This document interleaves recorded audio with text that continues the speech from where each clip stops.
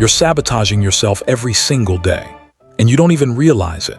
Right now, you've got habits, patterns you don't even think about, that are slowly killing your potential, draining your energy, and keeping you stuck in a life that's miles below what you're actually capable of.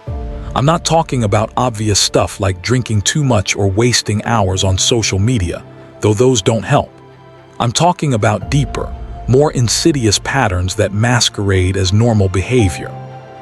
Things society tells you are fine, things your peers are doing, things you've been doing for so long you think they're just who you are.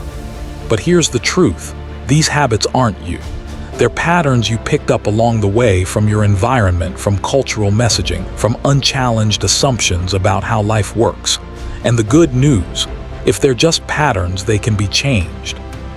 Over 2,000 years ago, the Stoics, some of the most successful and powerful men in history, identified specific self-destructive patterns that prevent people from achieving their potential.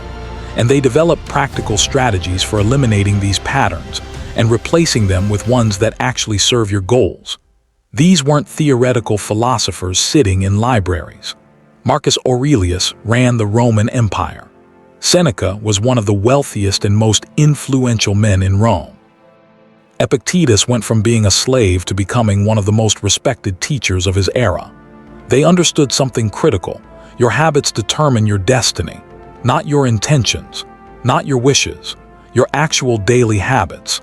Today, I'm breaking down 10 specific habits you need to eliminate from your life if you're serious about reaching your potential.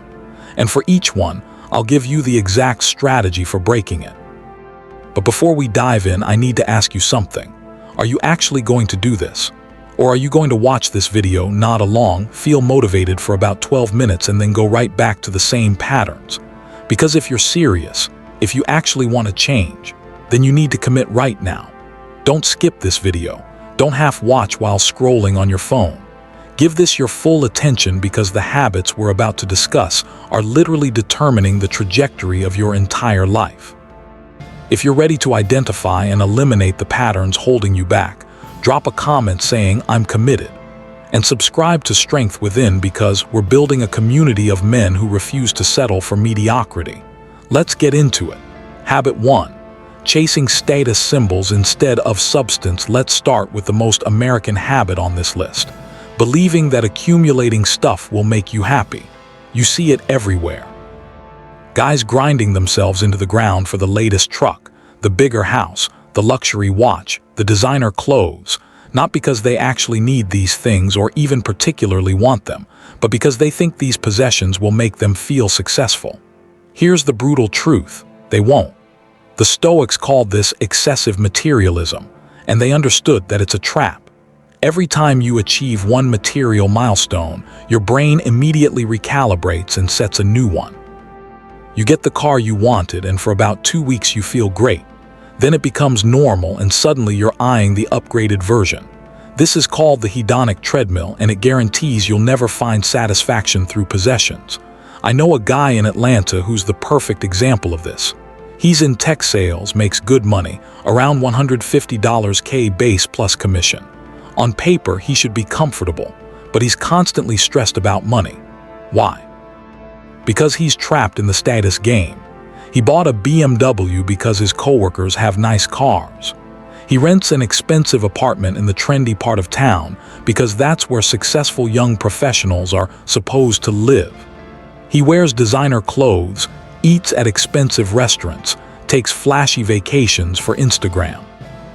His entire paycheck goes toward maintaining an image of success while he lives paycheck to paycheck, stressed about money, unable to save or invest, and somehow still feeling inadequate because there's always someone with something nicer. This is the materialism trap. You sacrifice actual security and peace of mind for the appearance of success. The Stoic solution isn't to become a monk who owns nothing. It's to fundamentally change your relationship with possessions. Here's how. Identify what you actually value. Make a list of the 10 most meaningful experiences you've had in the past 5 years. I guarantee most of them weren't about buying stuff. They were probably about relationships, personal achievements, growth, adventure, or meaningful work. Now look at where your money actually goes. Does your spending align with what you claim to value? Or are you spending to impress people you don't even like? Practice voluntary simplicity. This doesn't mean deprivation. It means intentionally choosing simplicity over complexity. Before buying anything beyond basic necessities, ask yourself, will this actually improve my life? Or am I buying it because I think it signals something about me? Am I trying to fill an emotional void with a purchase? If no one knew I owned this, would I still want it? These questions cut through the bullshit and reveal your true motivations. Focus on experiences and growth. The Stoics believed that the only possessions worth accumulating were virtues: wisdom, courage, justice, self-discipline. These actually compound over time and can't be taken from you. Redirect money from status purchases toward experiences that create growth. Education, skills training, meaningful travel, investing in your health, building genuine relationships. Recognize impermanence. Everything you own will eventually be gone, sold, broken, outdated, or left behind when you die. When you truly internalize this, you stop clinging to possessions as sources of identity or security. I'm not saying don't buy things you enjoy. I'm saying don't let possessions define you or become the metric by which you measure your worth. That's a game you'll never win. Habit 2. Living for other people's approval. This habit is poison, and most guys don't even realize how much it controls their behavior. You make career decisions based on what will impress your parents or friends. You stay in relationships because you don't want people to think you failed. You buy things you can't afford because you care what neighbors think. You hide your genuine interests and opinions to avoid judgment. This is what the Stoics called seeking external validation, and it's a fundamental betrayal of yourself. Epictetus taught, if you want to improve, be content to be thought foolish and stupid. That's a radical statement. He's saying that caring what other people think is incompatible with genuine growth. Think about it. Every time you prioritize someone else's opinion over your own judgment, you're essentially saying, their view of who I should be matters more than my actual goals and values. That's insane. Yet most guys do it constantly without even realizing it. Here's a concrete example. I know someone who went to law school because his family expected it. His parents were proud. His friends were impressed. He checked all the boxes society tells you to check. He hated every day of it, but he finished, took a job at a firm, and spent 3 years being miserable because he was living someone else's vision for his life. Finally, at 29, he quit and started working in film production, something he'd been passionate about since he was a kid but never pursued because it wasn't respectable enough. He makes less money now. His parents still don't really understand his choice, but he's infinitely happier because he's finally living according to his own values instead of performing for an audience. How to break this habit? Identify where you're performing. Ask yourself, in what areas of my life am I making decisions based on others' expectations rather than my own values? Career, relationship choices, how you spend your time, your lifestyle, your goals. Be brutally honest. Where are you living for approval? Practice selective sharing. Stop announcing your plans, goals, and decisions to everyone. When you broadcast everything, you invite commentary and judgment that can derail you. Work on your goals quietly. Let your results speak for themselves. Develop internal metrics of success instead of measuring success by external markers, job title, salary, others' reactions. Develop internal metrics. Am I growing? Am I acting according to my values?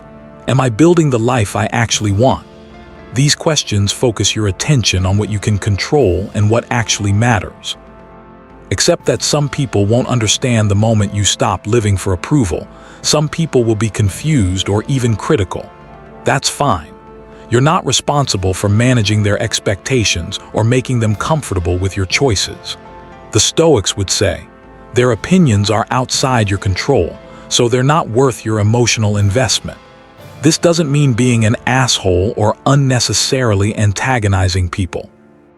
It means making decisions based on your judgment and values, then letting others respond however they're going to respond. When you stop seeking validation, you reclaim an enormous amount of mental and emotional energy that can be redirected toward actually building the life you want. Habit 3.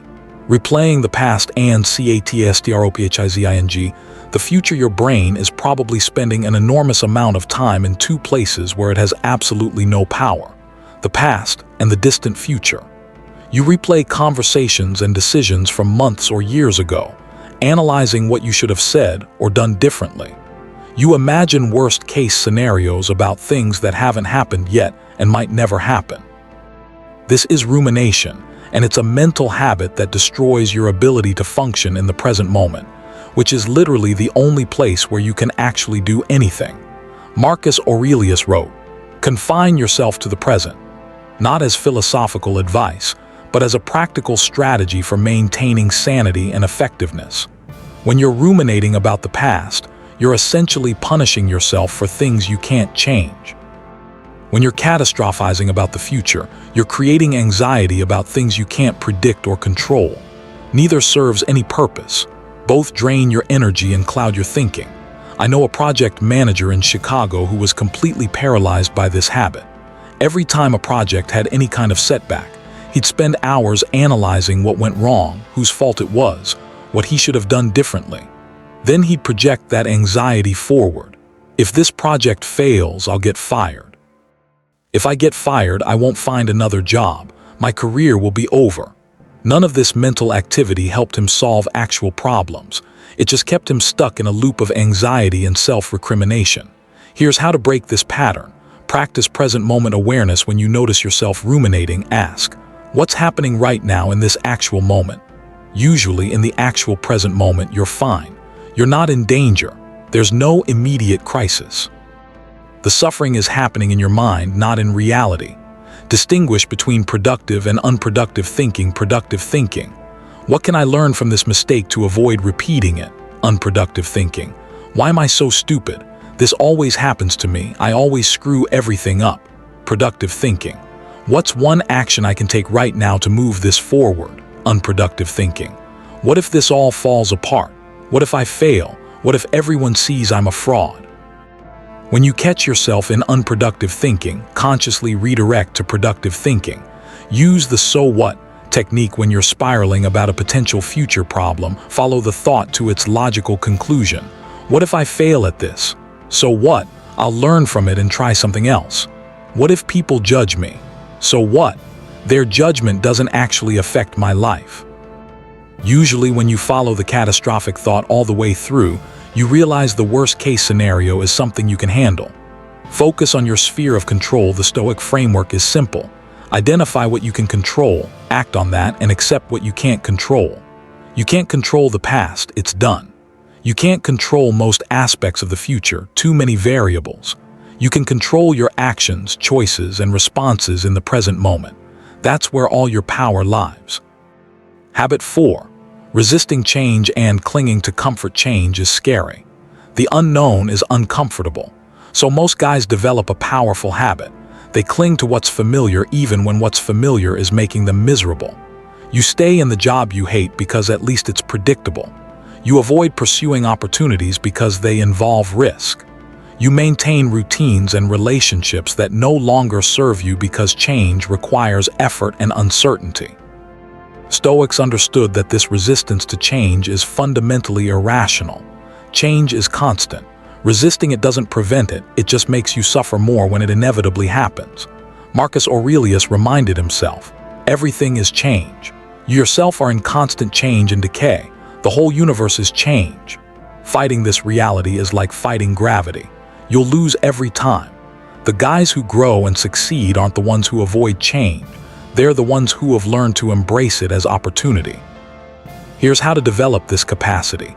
Reframe change as growth. Every time you resist change, you're choosing stagnation. Every time you embrace it, you're choosing growth. When you frame it this way, the choice becomes clearer. Do you want to be the same person 5 years from now, or do you want to evolve? Start with small changes. You don't need to blow up your entire life. Start with small, deliberate changes in your routine. Try a different workout. Take a different route to work. Order something new at your regular restaurant. Strike up a conversation with someone you normally wouldn't talk to. These tiny changes build your tolerance for uncertainty and prove to yourself that change doesn't have to be catastrophic. Identify what you're actually afraid of when you're resisting a specific change. Dig deeper into what you're actually afraid of.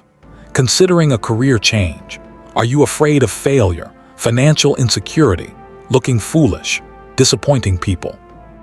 Once you identify the specific fear, you can address it rationally instead of just feeling vague anxiety about the unknown. Focus on what you might gain. Resistance to change fixates on what you might lose. But change always creates new possibilities. What opportunities might this change create? What might you discover about yourself? What could you gain that you don't even know you're missing? I know a guy who resisted leaving his corporate job for years. He was miserable but afraid of losing the steady paycheck, the health insurance, the status of working for a recognizable company. Finally, he made the leap and started his own consulting practice. Not only did he end up making more money, he gained flexibility, autonomy, and work that actually engaged him. The things he was afraid of losing turned out to be far less valuable than what he gained, but he couldn't know that until he embraced the change. Habit 5. Sweating small stuff and majoring in minor things. Here's a habit that's absolutely rampant in modern American culture. Obsessing over trivial bullshit while neglecting what actually matters. You spend hours scrolling through news and social media, getting worked up about political fights you can't influence and celebrity drama that has zero impact on your life. You stress about what people might think of your Instagram posts. You get anxious about minor social interactions that the other person has already forgotten. Meanwhile, your health deteriorates because you're too busy to work out. Your relationships suffer because you're distracted and mentally elsewhere. Your meaningful goals make no progress because you're spending energy on nonsense. The Stoics were ruthless about this. They believed that your attention and energy are your most valuable resources, and wasting them on trivial matters is essentially wasting your life. Seneca wrote, "It's not that we have a short time to live, but that we waste a lot of it." How to eliminate this habit? Audit your attention track where your attention actually goes for 3 days. Every time you spend significant time on something, note it. At the end of 3 days, categorize everything as either important, aligned with your values and goals, or trivial, not aligned, just habitual or distracting. Most guys are shocked to discover how much time they're wasting on trivial matters. Implement strict boundaries. Once you know what's trivial, set hard boundaries around it. Limit news consumption to 15 minutes a day. Use app timers to restrict social media. Unsubscribe from email lists and notifications that don't serve you. Be aggressive about protecting your attention from things that don't matter. Ask the 10-year question when you're about to invest time or energy in something. Ask, will this matter in 10 years? That argument on social media won't matter. That minor embarrassment won't matter. That gossip about someone you barely know won't matter. Your health, relationships, skills, character, those will absolutely matter. This question helps you distinguish between what's actually important and what just feels urgent in the moment. Practice negative visualization. The Stoics would imagine losing the things they value to appreciate them more fully. Imagine your time with your kids, your parents, your close friends is suddenly limited. Would you spend it scrolling through Twitter? This isn't morbid, it's clarifying. It helps you focus on what genuinely matters while you still have the chance. Habit 6. Holding grudges and seeking revenge. This is a habit that feels justified in the moment but destroys you over time. Holding onto anger toward people who wronged you and fantasizing about getting even. Someone disrespected you, screwed you over, or hurt someone you care about. So you carry that anger. You replay the situation. You imagine confrontations where you put them in their place. You hope they fail or suffer. All of this feels righteous. You feel entitled to your anger. They deserve your contempt. But here's what the Stoics understood. Carrying that anger doesn't hurt them. It hurts you. Marcus Aurelius wrote, "The best revenge is to be unlike him who performed the injury." In other words, don't let people who wronged you determine who you become. Don't give them that power. Every moment you spend in resentment is a moment you're not spending on building something meaningful. Every ounce of energy you give to grudges is energy unavailable for your own growth. I know someone who held a grudge against a former business partner for years.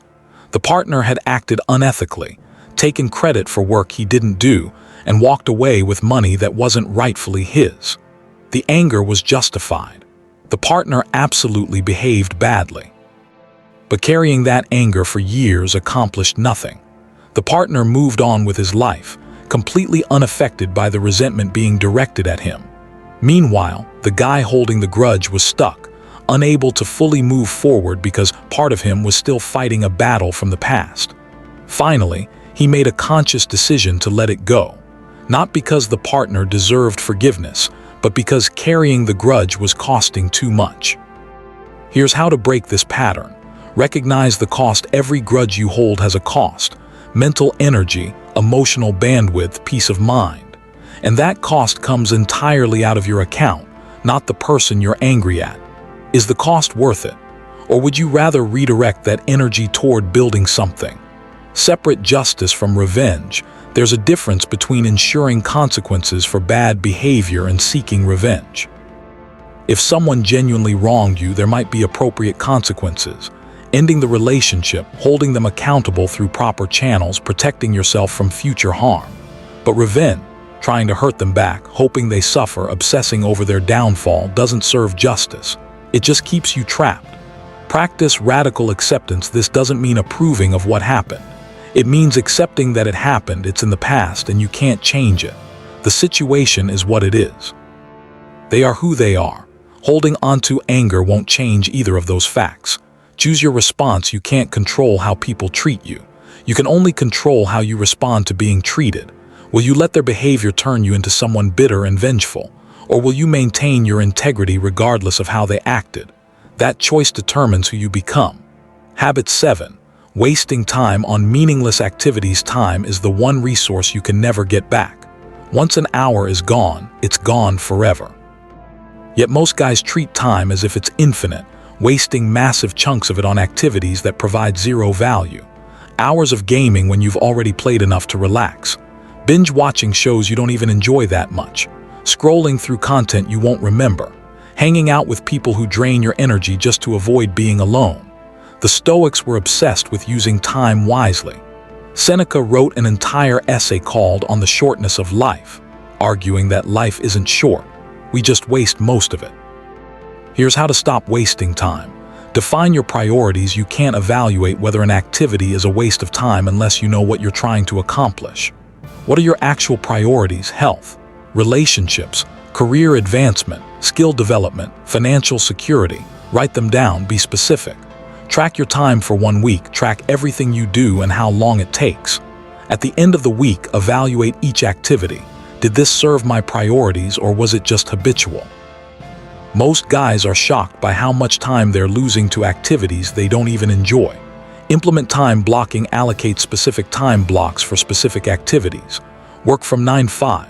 Workout from 6-7. Family time from 7-9. This prevents time from just evaporating into the void of "I'll get to it when I feel like it." Practice saying no. Most time wasting comes from failing to say no to things you don't actually want to do. Invitations to events you don't care about. Requests for favors from people who aren't close to you. Obligations you took on without thinking. Get comfortable saying, "I appreciate the offer, but I'm going to pass." Your time is yours. Protect it. Habit 8. Making impulsive decisions. This habit manifests in countless ways. Buying things you don't need because you felt like it. Quitting jobs in anger without a plan. Starting arguments because you're emotional. Making major life decisions based on how you feel in the moment. Impulsivity is the enemy of clear thinking. When you act impulsively, you're prioritizing immediate emotional gratification over long-term benefit. The Stoics emphasized deliberation and thoughtfulness in decision-making. They believed that emotions should inform decisions but never drive them. How to eliminate impulsivity. Implement delay mechanisms before making any significant decision. Institute a mandatory waiting period. Want to make a major purchase? Wait 48 hours and see if you still want it. Want to send an angry email? Draft it, then wait overnight before sending. Want to quit your job? Commit to thinking about it for at least a week. This delay allows your rational mind to come back online after an emotional reaction. Distinguish between feelings and facts when you're making a decision. Separate what you feel from what's actually true. I feel like this is a good opportunity is different from this is a good opportunity based on these specific factors. I feel disrespected is different from this person's behavior violates my boundaries in this specific way. Feelings provide data, but facts should drive decisions. Consider future you before acting impulsively. Ask, will the version of me tomorrow, next week, next month be glad I did this? Usually, future you wants present you to exercise some self-control. Build self-discipline through small wins. Self-discipline is a muscle that gets stronger with practice. Start with small commitments. Don't check your phone for the first hour after waking. Do 10 push-ups every morning. Read for 20 minutes before bed. These small practices build your capacity to delay gratification and resist impulses. Habit 9. Complaining instead of acting. Complaining is one of the most seductive and pointless habits humans have.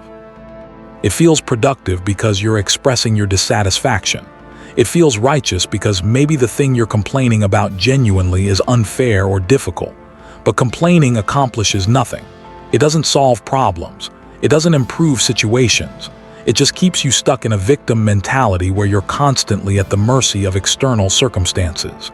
The Stoics had no patience for complaining. Epictetus taught, don't explain your philosophy, embody it.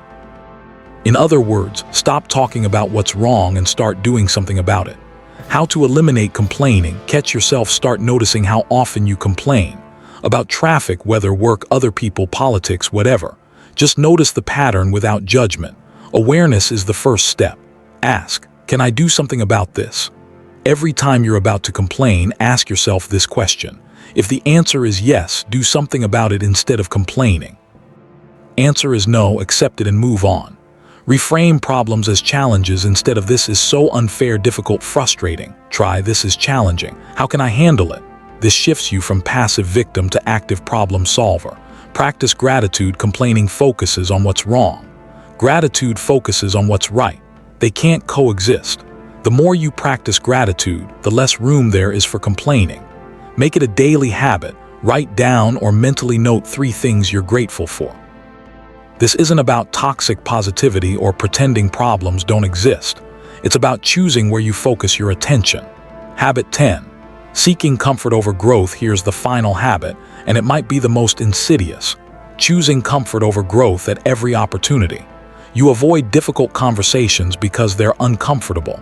You stick with skills you've already mastered instead of learning new ones. You maintain routines that keep you safe but stagnant. You choose the path of least resistance even when you know a harder path would lead somewhere better. This is natural. Your brain is wired to conserve energy and avoid discomfort.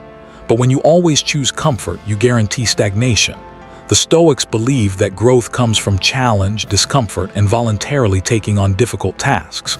Marcus Aurelius wrote, "The impediment to action advances action. What stands in the way becomes the way." In other words, the obstacles are the path. The discomfort is where the growth happens. How to choose growth over comfort. Deliberately seek discomfort instead of avoiding uncomfortable situations. Intentionally put yourself in them. Have the difficult conversation. Take on the project that scares you. Learn the skill that feels just beyond your current ability. Every time you choose discomfort, you expand your capacity. Reframe challenges. Don't think, "This is hard and I don't want to do it." Think, "This is hard," which means it's an opportunity to grow. The difficulty is the point, not a reason to avoid it. Track your growth. Keep a record of times you chose growth over comfort and what you gained from it. This reinforces the pattern and reminds you that discomfort is temporary but growth is lasting. Remember your goals. Comfort feels good in the moment, but it doesn't get you where you want to go. When you're tempted to take the easy path, remind yourself of what you're actually trying to build. Is temporary comfort worth sacrificing your long-term goals? Closing, we've covered 10 habits that are probably sabotaging your potential right now. 1. Chasing status symbols instead of substance. 2. Living for other people's approval. 3. Replaying the past and catastrophizing the future. 4. Resisting change and clinging to comfort. 5. Sweating small stuff and majoring in minor things. 6. Holding grudges and seeking revenge. 7. Wasting time on meaningless activities. 8. Making impulsive decisions 9. Complaining instead of acting 10. Seeking comfort over growth. These aren't character flaws, they're patterns, and patterns can be changed. But here's the reality: knowing about these habits doesn't change anything. Actually working to eliminate them does. So here's your action step. Don't try to fix all 10 at once. That's a recipe for overwhelm and failure. Pick one. Just one habit that resonated most strongly with you. Commit to working on that specific pattern for the next 30 days. After 30 days, come back and drop a comment telling us which habit you chose and how it went. What changed? What was difficult? What did you learn about yourself? We're building a community at Strength Within of men who are committed to continuous improvement, not just consuming motivational content. So engage, share your progress, be part of something bigger than yourself. If this video provided value, hit the like button and subscribe to the channel. We're creating content that helps you identify and eliminate the patterns holding you back so you can finally reach your potential. The Stoics understood that your habits determine your character, and your character determines your destiny. You're not stuck with the habits you have now. You can change them, but only if you actually do the work. Start today.